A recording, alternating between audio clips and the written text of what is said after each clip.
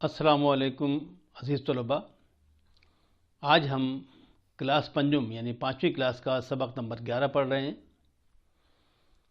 اس کا عنوان ہے صبح سویرے. تو چلیں اسکرین کی جانب چلتے ہیں تاکہ اسکرین پہ جا کے میں آپ کو یہ تمام سبق سنا بھی سکوں اور اس کی مشق بھی کرا سکوں. تو چلتے ہیں اسکرین کی جانب. عزیز طلباء، ہم اسکرین پہ آ گئے ہیں اور آج ہم 5ویں کلاس کا سبق نمبر 11 پڑھ رہے ہیں. اس کا عنوان ہے صبح سویرے. تو اس کے تدریسی مقاصد کیا ہیں؟ اس کے تدریسی مقاصد جو ہیں اس کے پڑھانے کے مقاصد. تدریسی مقاصد سے مراد ہے پڑھانے کے مقاصد کہ کیا مقصد ہے اس کو پڑھانے کا. تو اس کا مقصد یہ ہے کہ طلباء کو فطرت کے رنگا رنگ مناظر سے آگاہ کرنا. نمبر 2 کیا ہے؟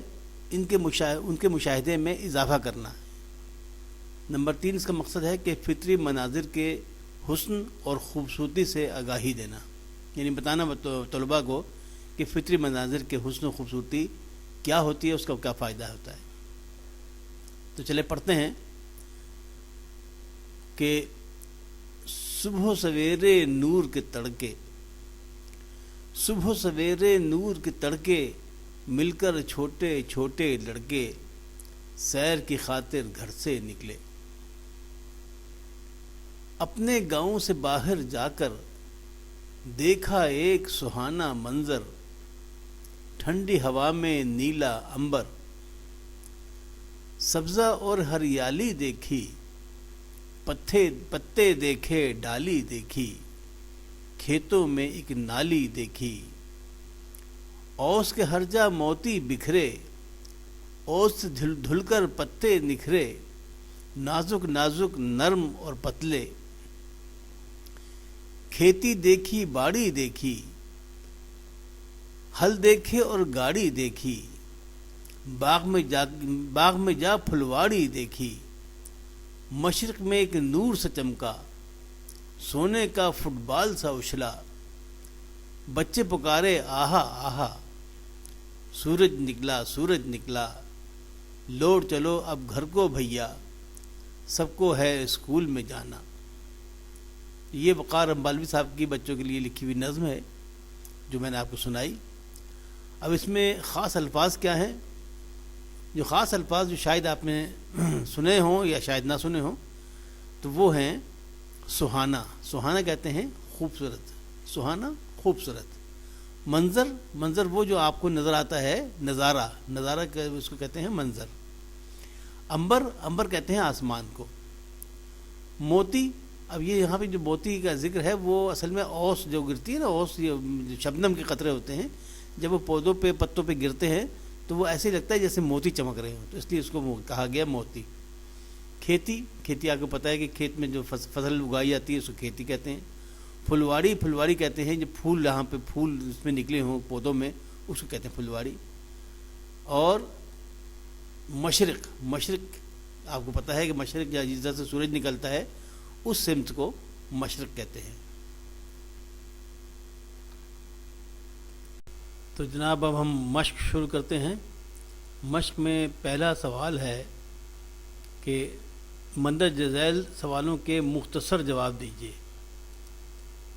پہلا سوال اس میں سوال نمبر سوال نمبر 1 کا الف جز ہے، نور کے تڑکے سے کیا مراد ہے؟ تو نور کا تڑکا کہتے ہیں صبح سویرے کو. تو یہاں میں جواب آگے لکھ دیا، نور کے تڑکے سے مراد ہے صبح سویرے. اسی کا جز بے ہے، لڑکے کس لیے گھر سے نکلے؟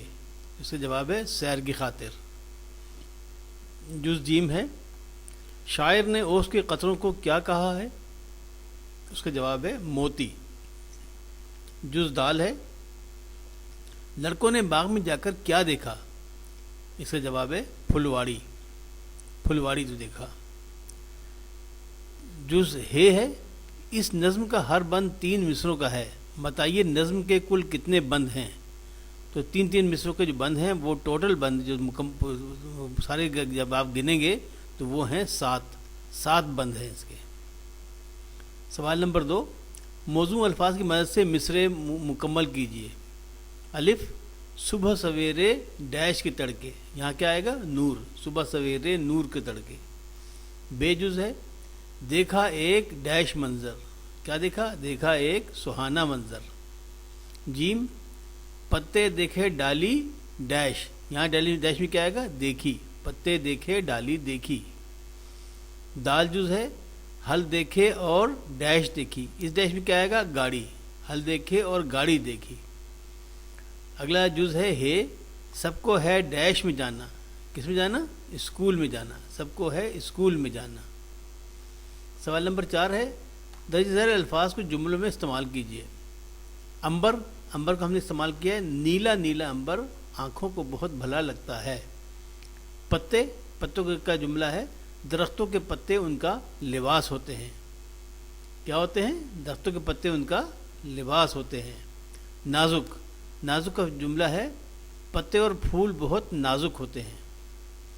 اگلا لفظ ہے ہل، تو ہل کا ہم نے جملہ بنایا ہے کھیتوں میں ہل چلا کر فصل اگائی جاتی ہے۔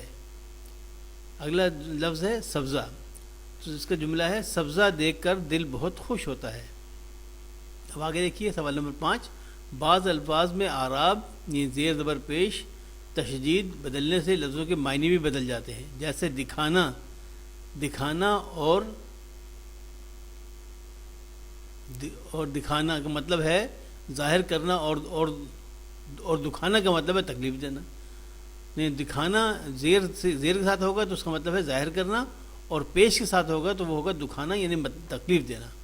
اس طرح درج ذیل لفظوں کے معنی بتائیے۔ کیا لفظ ہیں؟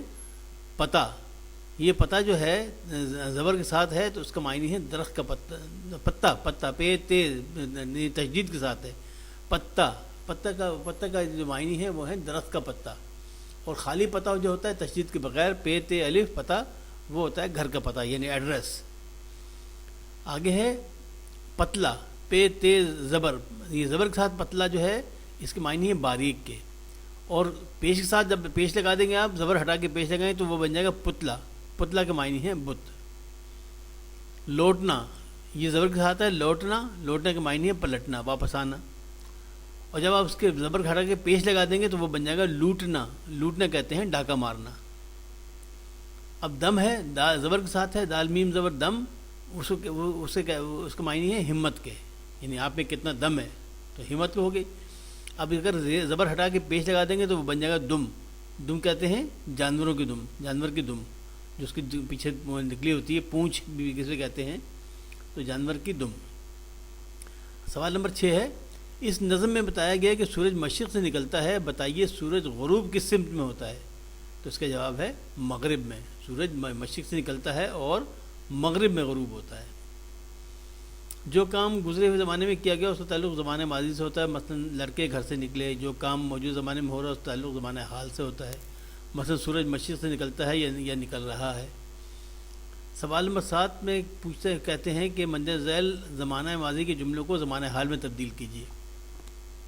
تو کیا ہے؟ نمبر 1 ہے میں نے ایک سہانا منظر دیکھا تھا، تو یہ ماضی ہے، اس کا حال میں جب آپ بنائیں گے تو بنے گا میں نے ایک سہانا منظر دیکھا ہے، دیکھا ہے جو ہے یہ بن گیا آپ کا زمانہ حال۔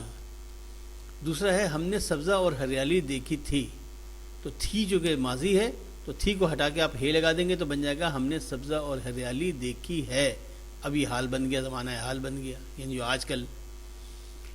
تیسرا ہے اوس کے قطرے گر رہے تھے، اب چونکہ تھے لفظ ہے لہذا یہ ماضی ہے، پہلے کبھی گرے تھے، تو اب جب تھے کو ہٹا کے آپ ہیں لگا دیں گے تو اوس کے قطرے گر رہے ہیں، تو یہ بن گیا ماضی حال، یہ زمانہ حال۔ پھر ہے میں سیر کے لیے باغ میں گیا تھا، اب گیا تھا جو ہے یہ گیا تھا پورا جو ہے یہ ماضی ہے، گیا تھا، تو جب آپ اس کو حال بنائیں گے تو یہ ایسا ہو جائے گا کہ میں سیر کے لیے باغ میں آیا ہوں، گیا تھا تو گیا تو ہمیشہ ہے ہی ماضی، اور تھا بھی آگے میں لگا ہوا ہے وہ بھی ماضی ہے، تو جب آپ اس کو بدلیں گے حال میں، حال ماضی مطلب زمانہ حال میں جب اس کو تبدیل کریں گے تو وہ ہو جائے گا میں سیر کے لیے باغ میں آیا ہوں۔ 5واں ہے ٹھنڈی ہوا چل رہی تھی، اب یہاں آپ تھی کو ہٹا کر ہے لگا دیجئے تو یہ حال بن جائے گا ٹھنڈی ہوا چل رہی ہے۔ سوال نمبر 8 بچے سوچ کر بتائیں کہ صبح صبح سویرے اٹھ کر کیا کام کرتے ہیں. تو آپ بھی سوچ کے بتائیے. آپ مزید لکھ سکتے ہیں لیکن میں نے یہاں کچھ لکھ دیا آپ کی آسانی کے لیے. کیا کیا ہے؟ سب کو سلام کرتے ہیں، دانت صاف کرتے ہیں، وضو کرتے ہیں، نماز پڑھتے ہیں، کلام پاک کی تلاوت کرتے ہیں، ناشتہ کرتے ہیں، یونیفارم پہنتے ہیں اور اسکول جاتے ہیں. یہ ہے کام جو بچے کو صبح اٹھ کے کرتے ہیں. اگر آپ کے ذہن میں کوئی اور کام ہو تو وہ بھی آپ آگے لکھ سکتے ہیں. اچھا جی، اب اس کی بات ہے کہ پوچھا ہے انہوں نے اس میں کہ اس نظم میں ہمارے ماحول کی جن خوبصورت چیزوں کا ذکر آیا ہے انہیں حروف تہجی کے اعتبار سے لکھیے. پہلے الف سے شروع ہونے والے الفاظ، پھر بے سے اور پھر اسی ترتیب کے ساتھ اگلے حروف سے شروع ہونے والے الفاظ، جیسے الف سے عنبر، بے سے باغ، پے سے پتے. تو چلیں ہم نے آپ کے لیے لکھ دیا ہے: عنبر، اوس، اسکول، باڑی، باغ، پتے، پھلواڑی، ڈالی، سہانا منظر، سورج، سبزہ، فٹ بال، گاڑی، موتی، نالی اور حل. یہ الف بے یعنی حروف تہجی کے اعتبار سے میں لکھ دیے. اگلا ہے اس پہ کہ اپنی کاپی میں تصویر بنا کر چاروں سمتوں کے نام لکھیے. آپ تصویر بنا لیجیے گا لیکن سمتیں ہم نے لکھ دی ہیں کہ مشرق، مغرب، شمال اور جنوب. تو جناب آپ کا یہ آج کا یہ سبق اور اس کی مشق یہاں ختم ہوتے ہیں. عزیز طلباء، آج آپ کا سبق نمبر 11 یہاں ختم ہوتا ہے.